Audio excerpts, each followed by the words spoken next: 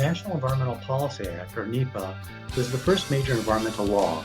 You've probably heard about it in relation to controversial projects like Keystone XL or Dakota pipelines. At its heart, NEPA is a stop-and-think law about possible environmental impacts, alternatives, and mitigation measures.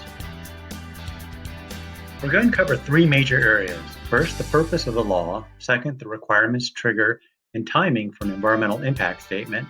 And third, the requirements for alternatives and mitigation measures. NEPA requires that agencies consider the environmental impacts, alternatives, and mitigation measures of its proposed action before it moves forward. This is a procedural requirement. It doesn't mandate protection against environmental harm, but against uninformed decision-making. Once an agency is fully informed, it has full discretion on the final substantive decision. When is an EIS required? When an entity engages in a major federal action significantly affecting the quality of the human environment. This is what I'll call the trigger for having to comply with NEPA's requirements, especially the environmental impact statement.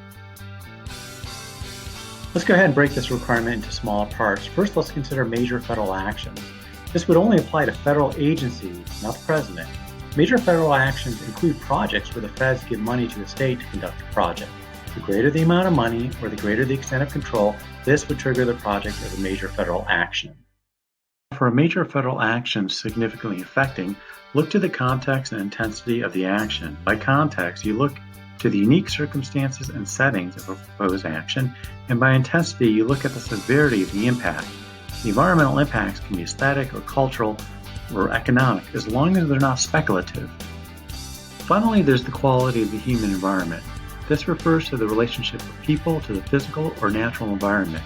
It might include socioeconomic effects, for example, quality of life issues like noise or congestion, or psychological effects such as fear or anxiety, as long as these are not the sole consideration and are reasonably foreseeable. Agencies can conduct an environmental assessment, which is like a mini EIS.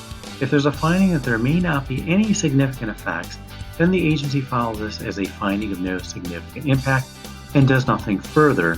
But if it does find significant effect, then it must go forward and do a full environmental impact statement.